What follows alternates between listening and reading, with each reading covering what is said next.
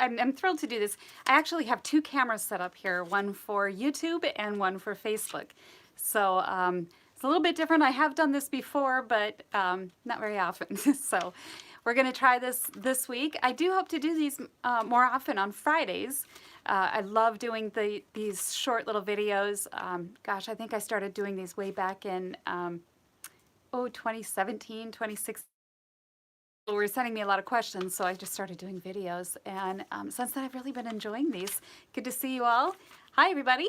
Good to see you. I hope that you are having a good time with your new year, that you had a good holiday season. This is my first video of the year, so that's kind of fun.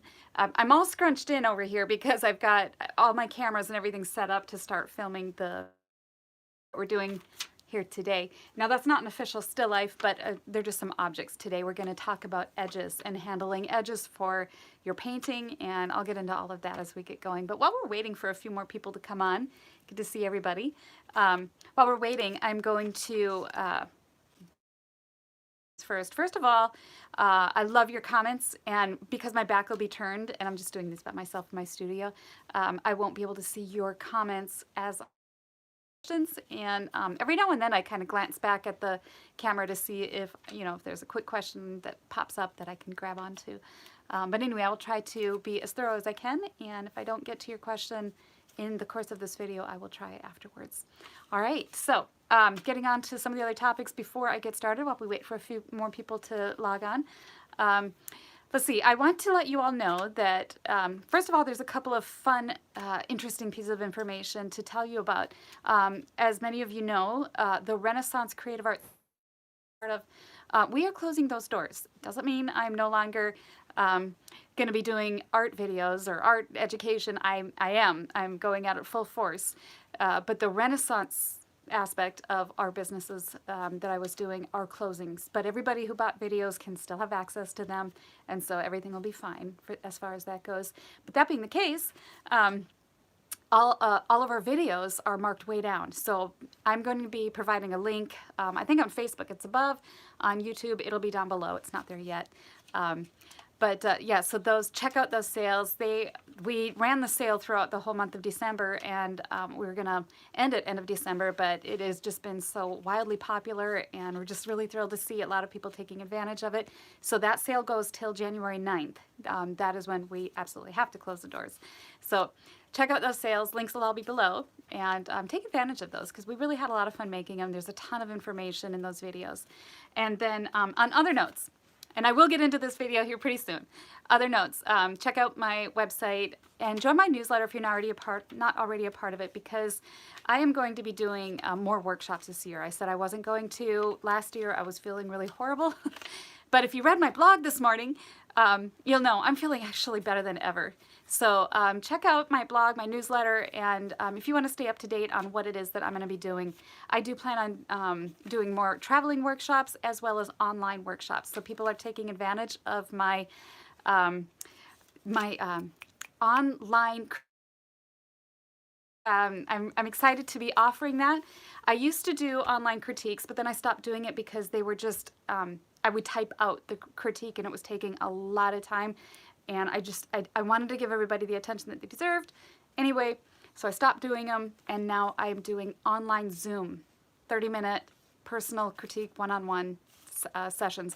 And so if you go to my website under the personal coaching, you'll see more information about that. So check out my website, check out my newsletter and blog. I'm really excited to share those things with you. So I've got my little cheat sheet here, done with that. All right, so let's get going on here. What I want to talk about today are handling edges in your oil painting. And like I said at the beginning, I will be getting to all of your comments when I can, but I'm going to have to turn my back away from the camera so I won't be able to see them.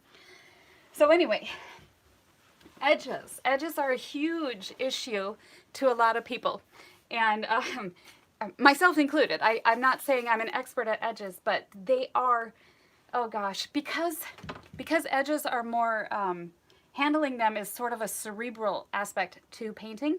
It's not really something you can mix the right color for. You have to know how to, you have to be mentally prepared. You have to know how to handle your brushwork, as well as know what you're doing with your mind as you're painting. So not that we don't, but sometimes we kind of just are more feeling with our painting. Handling edges is like composition. You have to really think through everything that you're doing when it comes to edges. Okay, because a lot of times we look at objects, whether it's set up or it's plein air, or we're looking at a photo and every edge is sharp and defined. Well, there's a problem with that happens when you paint every edge as sharp and defined. Everything looks flat, and I know you know this because you tend to want to, people in general want to paint things as they see it. But you can't, you have to know when to soften edges. And so I'm going to talk about that today. So I'm not going to spend a lot of time, painting an elaborate still life. I'm going to show you how to handle edges. Okay, so I've got some garlic set up here and a little feather and a little green dish. And I may paint them all. I may paint one or two things depending on how the time frame goes. So it's not really that necessary that you see my palette today because I'm just going to be talking about handling the brushwork on the canvas. So this is just a little 8x10 linen canvas that I've already toned, and it's just burnt sienna in ultramarine blue. And I've got my palette set up down here with my regular colors. Again, not that that will really matter. And then I just set out here is just my brushes that I need so I don't have to go rummaging through them during the video. Okay, so I'm going to start out with a little bit darker mixture because it helps me sort of define my boundaries of where I'm going to be putting these objects first. Now, when we learn to draw when we're in school, we always think outside, what is the shape of this object? And so we begin drawing by concentrating on the outer edge and the shape. What I really want people to start doing is to start thinking about, instead of the edges of the shape, think about the mass, the form. What is the form of something? And so the first step to doing that, instead of holding your brush like this, like your pencil drawing, hold it back and very loosely. So I'm going to start with the larger clove of garlic. Now where you are, you don't see the exact angle that I am looking at this on. So I hope that, it helps you a little bit to see what I'm doing. But again, remember that it's a little bit different form. So now, I purposely chose garlic today because garlic has this wonderful papery, crisp edge. And it also has the soft, round, bulbous quality to it as well. And the reason I chose garlic is because you have a variety of edges within this little form. I'm going to make it a little bigger so you can see it easier. Now, the reason I specifically chose a variety of form in today's topic is because paper or flower petals or leaves, pages of a book are always going to have like a sharp edge, a very crisp edge to it. And anything that is round will have a softer edge. So we've got a variety of edges on here and I wanted to share that with you today. In fact, the inspiration for this video comes from someone who was watching on YouTube. So Alicia, if you're out there, this was your idea. She had mentioned in the last video that I posted that she really appreciated the topic or the mention of edges, and that a round form, actually it wasn't the last video, it was the pomegranate video, that the round form has a soft edge and that will convey a feeling of roundness and smoothness, and that helped her a lot. So I thought, maybe I'll just do this week's video with talking about edges. So useful. Okay, I'm getting distracted with that little bowl because it's pretty, but let me just focus on this. So right now, and you can see, yes, I defined some of the form, but I'm also applying mass, the mass of this darker background, just very loose and suggested. So again, I've got a little bit of linseed oil. I don't want that bright blue back there. I don't know if you can exactly see the colors, but keep it loose. And this comes down. And I've got this round clove in the front. And I just love the shape of this as it comes at us. And so I'll talk about when we need a sharper edge and when we need a softer one. Now there's different rules for when and why we might sharpen an edge.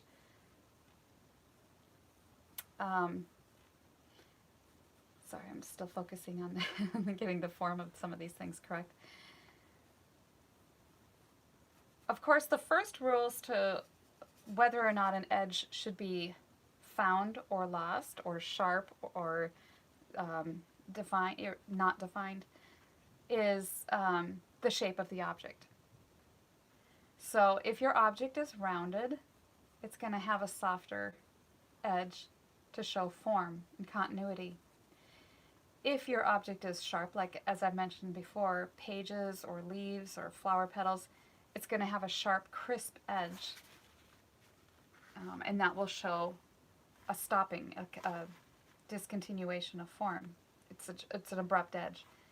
And that gives a feeling, it's flat. It gives that flat feeling, which is what we're looking for in something like a piece of paper or a leaf. Sometimes you can use edges to help move along your composition. And so that is something I want to show you at the end of this lesson today. I have a photograph on my laptop over here of a beach scene, and I want to show you. I won't demonstrate from that today, but I will talk about in a plein air exercise how you would use edges to lead the viewer back through your painting. So your edges then become a part of your composition. Where do you want the viewer to look? What's important to you? Remember, your job as an artist is always to tell the viewer where to look and how long to stay and what was important to you. I mean, it's basically, you're like a poet or an author, and you have to control every aspect of your narrative. And all the time we're thinking about the ever-present reader or listener or observer, the viewer. Okay, so do we start with the negative space? Yes, Rita. Yeah, well, that's what I'm kind of thinking about, as I'm going along. I'm thinking about where the darkest areas surrounding my objects are, and then massing that in. You can see here I've started with the middle tone, and I've got my darks in. I'm just going to wipe my brush off really well and put in a few of my highlights now so you can start to see the form of where I'm going with the shapes, thinking in terms of mass. So I didn't draw in all the cloves and the separate pieces of papery material around the garlic, but this is not my lightest light either. Let me get a little more yellow ochre in that. So here is ultramarine blue and burnt sienna. This is a little bit of white and yellow ochre. Putting that in place just to help define. It's a step lighter. And we're coming down here with some of this middle tone passage in here. And as I'm squinting at these cloves of garlic, I'm trying to find where my lightest light is in this whole scene. A little bit more blue. I don't know if anyone can, you probably can't see my palette, but you're not missing anything. So right here where this head of garlic, or this little clove of garlic sits, I want some separation between this head, this clove, and this head. So this edge right here is a little sharper, but as it turns and this whole round belly slips into shadow, right down here it's going to get soft and even lost. I don't need the rest of it to tell the story of this little head of garlic. This little clove of garlic. So let me just get a nice lighter piece on here. This garlic is the lightest area on this whole little ensemble here. It's important to have a sense of your scale of your values. So if you can establish where your lightest lights are and your darkest darks, you'll have a better chance of getting the rest of your values accurately in place. So I'm allowing the brush strokes then to define the form of this little head of garlic, or little clove.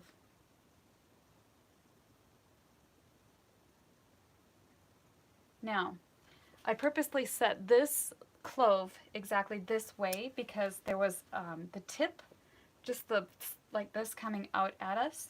So I'm going to get that kind of a thicker chunk of paint, ultramarine blue, burnt sienna, maybe a little bit more white, just to make that a thicker little amount of paint as this comes out at us, because I want that to be a sharp edge right there. Now, if you didn't get it sharp enough when you're working on these things, I have a nice synthetic, really nice sharp edge. Why did I go to blue? Because when I look at this clove of garlic right here, just this little guy, the paper is getting some bounced light from the atmosphere around here. It just completely depends on what your situation is. I look over there and I see blue. This backside of the clove of garlic is very dark. Sorry, I messed that up. All right, so let's sharpen this edge with this nice crisp, sharp brush. So right here, with a nice, clean, sharp edge, I'm creating the illusion that this tip and this front of the garlic is coming right at us because that edge is sharp. Everything that goes away from you is going to be softer. You've probably seen that in photographs, that the further away things get, the softer they get, and then things up close are sharper, more into focus. Well, when you do that with your art, it creates the same illusion, that same effect. So this tip is going to be nice and sharp right here.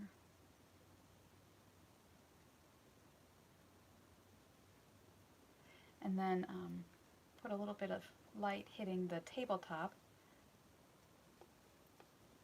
right in front of it. Because remember, if there's intense light hitting something, such as the front of this garlic, then that means light's going to have to be hitting the table as well. Might as well streak some right in the middle back there.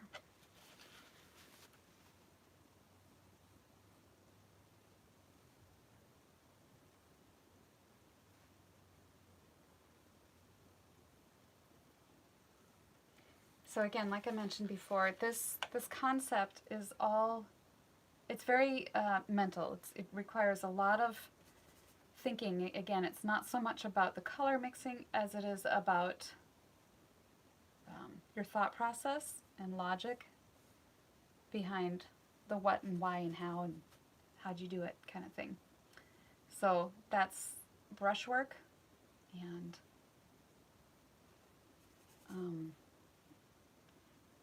where you place your edges. So already that clove of garlic is having a little bit more of a three-dimensional effect as it comes out at us.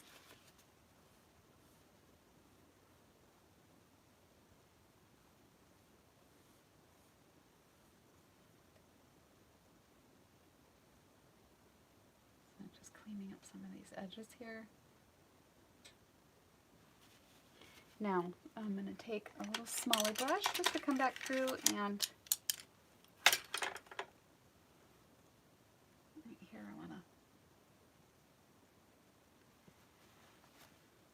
to just define this passage where this comes up with a little more clarity here, and then down and around.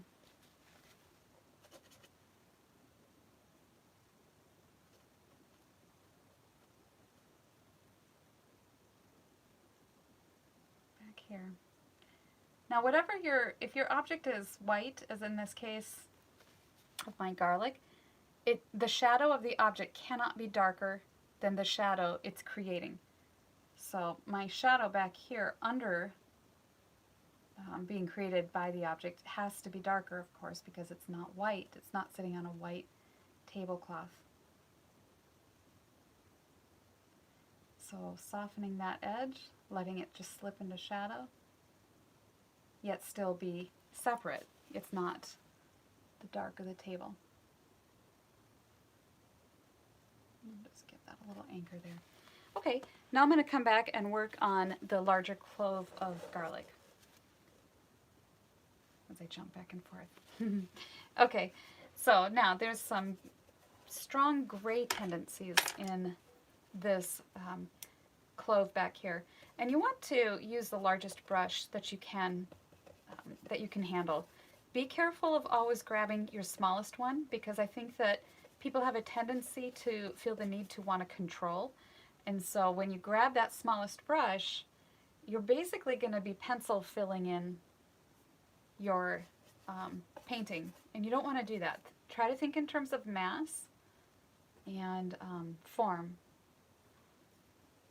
Okay, so we've got these pieces of basically garlic paper with their nice sharp crisp edge inside here, and I'm squinting down at that head of garlic to get this interesting form of the grays, these gray colors that I see.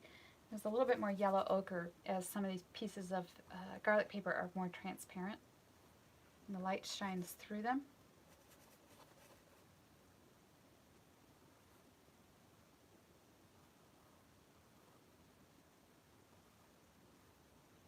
Okay, like that.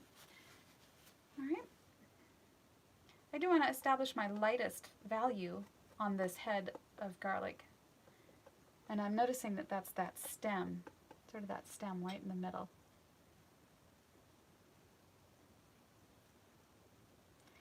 And then off to the side I have some light hitting this. It's not as intense as that stem, so I added a little bit of yellow ochre to tone this down a little.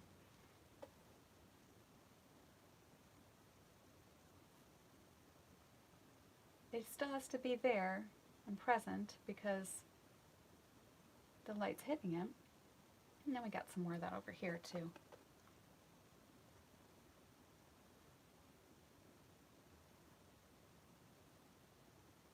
Alright, and then there's some in here. As the light's hitting some of the other paper and edges like that. Okay, so now there's not a lot defined for the edges in this context here.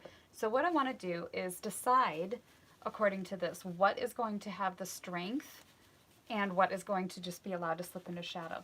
So I'm going to mix up my background color, and that is just the ultramarine blue, burnt sienna, maybe a little white. We'll lighten it up a little in places, a little yellow ochre. Let's see where we end up with this. Okay, that's kind of getting a middle tone dark. Put a little bit of that on the table as well.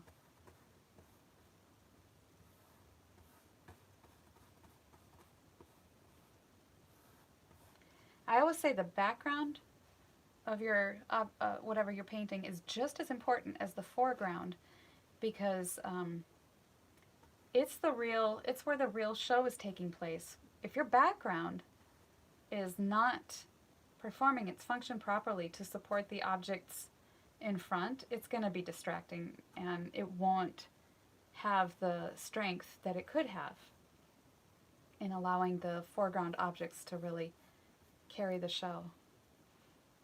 So that background is very, very important. Chardin is an artist that I think just mastered backgrounds, and so I do look to his work a lot to see how he did backgrounds, what he did for atmosphere to create certain effects. He's just a genius at creating not just a background that supported the foreground, but backgrounds that just breathed air and life. Yeah, so I encourage you to check out Chardin. He was He was very, very good that way.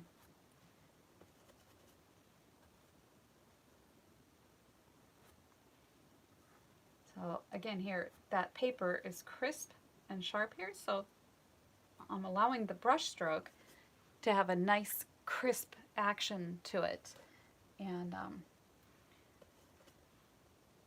then in other places, I'm going to allow it to cut into it, but I want it to be softer. So I'll come back through there and I'll soften that a little.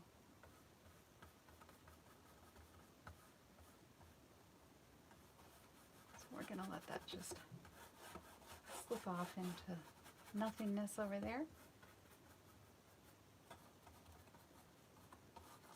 A little bit over here.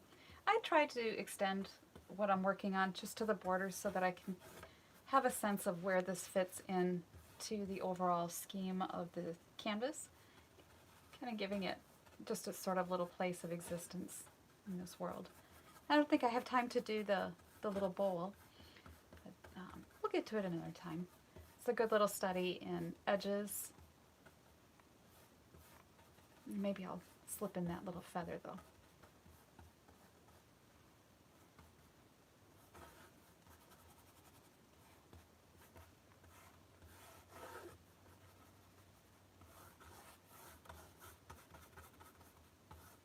Where the shadows begin under an object, they're crisp and sharp because that's where the light is cutting into it. But then as they drift away from the light, the edges of the shadow become softer and more muted.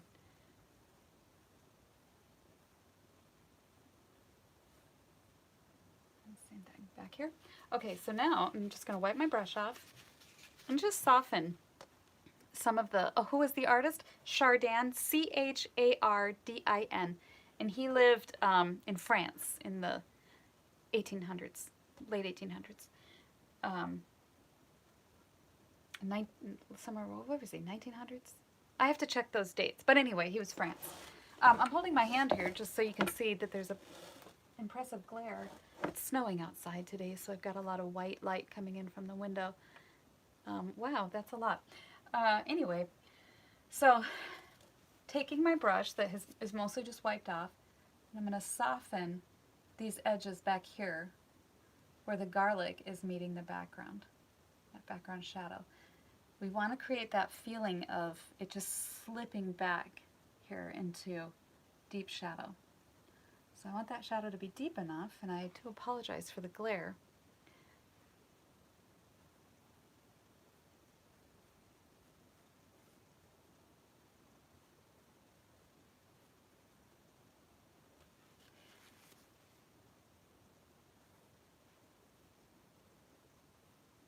Okay, so when you find that you're content with the looseness of the shadow, you can then carry on to define whatever else needs a sharper edge or a softer edge. So some of these pieces of paper, I want to create a sharper edge back here.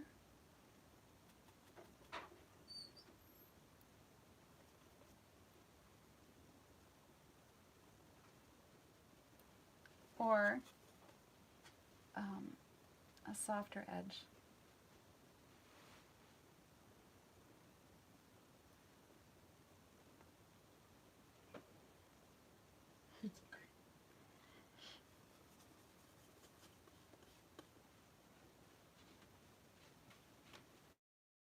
Where the clove needs a little bit of definition, I'm gonna just with the sharp edge of my brush, creating a chiseled edge that will define a little bit of the form where this clove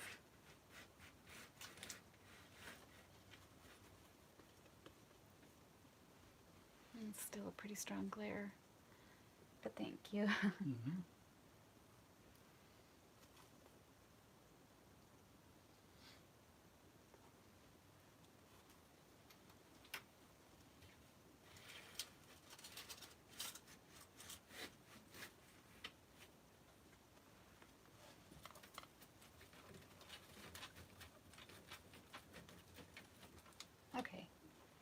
Oh, we solved the problem.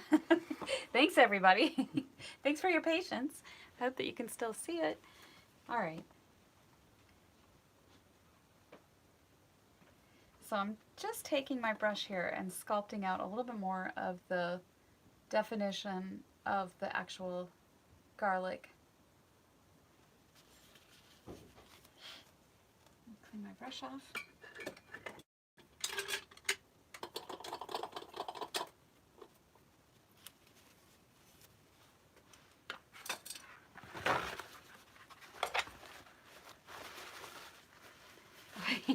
He just left, Michael. But I'll pass it on. Okay, so now that we can see a little better what we're doing.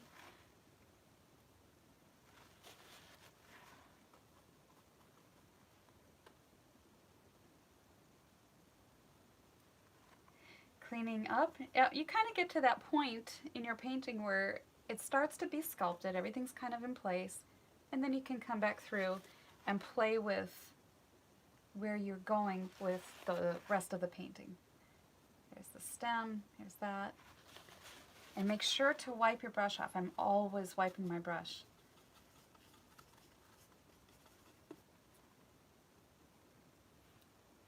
And garlic, paper garlic, has such a nice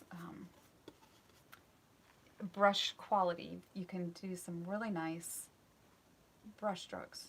Swipe like that. Again, a nice.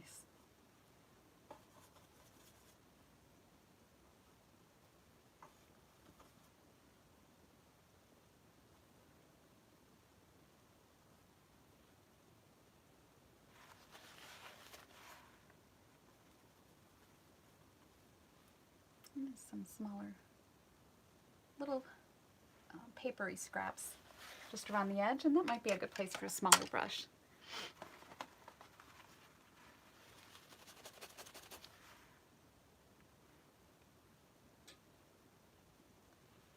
So I'm just taking a little bit of the yellow ochre with some of the white.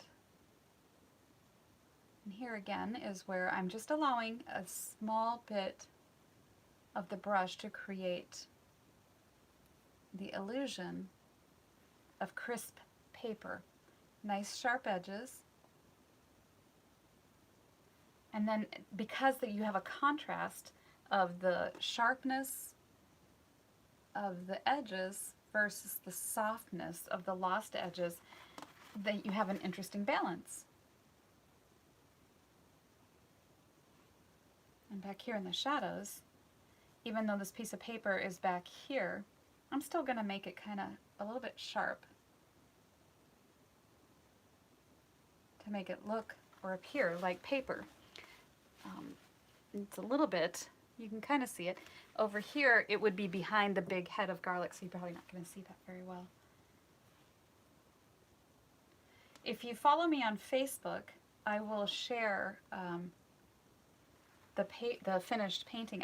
I don't believe that there's a way to do that on YouTube unless I make a post. I may be able to make a post, so I'll find out if you're watching on YouTube.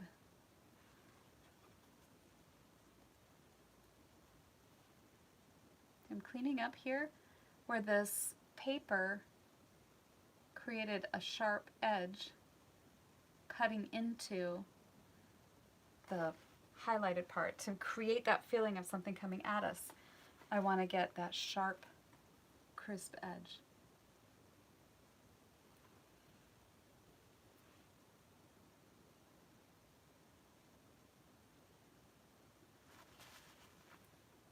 And down.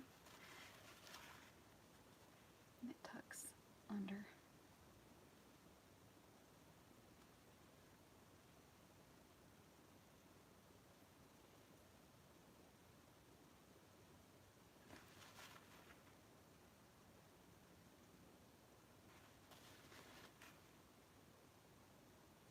And then up here we've got some smaller little scrappy pieces of garlic paper and things that are kind of fun to play with. The nice sharp edge and a flick of the brush. when you're studying edges and how to use them, like I said at the beginning, it's all brushwork and your cerebral, mental.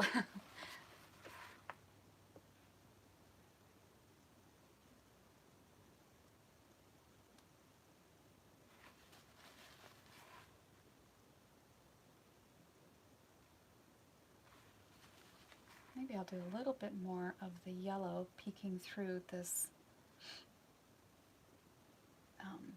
garlic leaf paper. Whoops.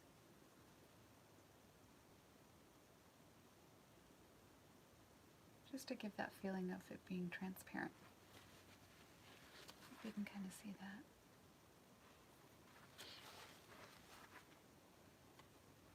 So I'm going to come back through here with this little brush now and just clean up and define everything so that it makes a little bit more sense.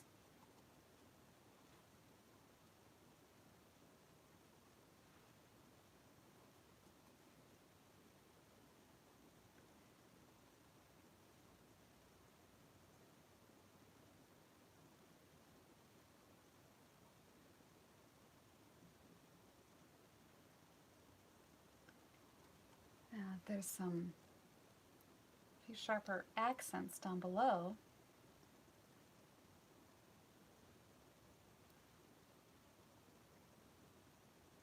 Down here, we'll just give it a little bit more weight as it's sitting on all of that down there.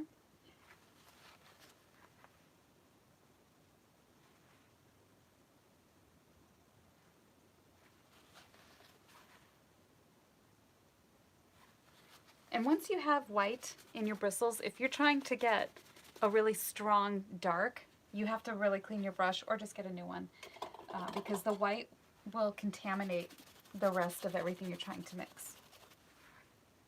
So a little bit more yellow ochre to clean up some of this.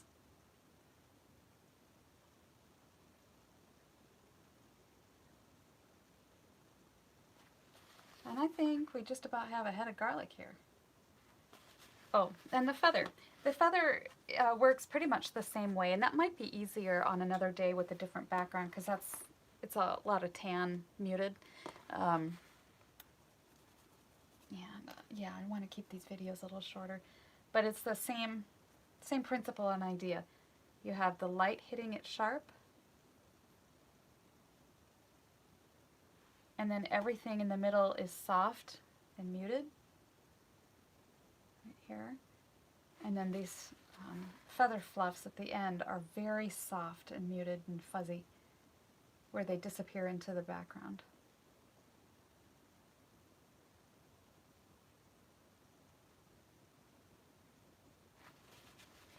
So to underscore this feather, it does have an accent under it.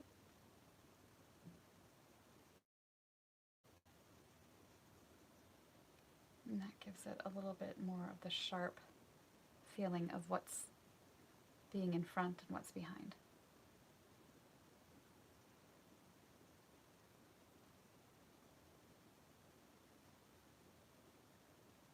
Make sure that all those edges are soft that are supposed to be soft. I'll do feathers in an upcoming video because I think that they're a really fascinating study of edges that are lost, edges that are found, how to work that, and just play with it. But I do want to encourage you to set up a situation in your home.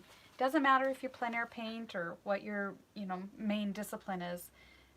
Getting this practice in is going to make you better at whatever it is you're painting. Still lifes, portraits, anything, plein air, whatever your discipline. Practicing edges, practicing your observation skills, understanding the why of the choices that you're making will make you a better painter. In general, it can't not make you a better painter because all of art is observation, all of it. You have to observe the world around you and I think learn to appreciate beauty and follow movement of light and see what is really happening as light moves on an object and it hits the background and it plays on the surface and just is alive. You just have to be observant to those things. Okay, so I'm gonna call that a finished demo as the world comes crashing down. I hope that you all enjoyed this, and I wanted to thank you all so much for joining me. And these videos will be uploaded right away, and I will go set up my desk right now and go over your questions, any comments. Be sure to write them down, and I'll try to share this little finished study on YouTube as well as on Facebook. All right, everybody, have a wonderful Christmas or a wonderful New Year. We already passed Christmas, thankfully. And yeah, thank you guys so much. Check out the links below. All right, thanks, everybody. Bye-bye.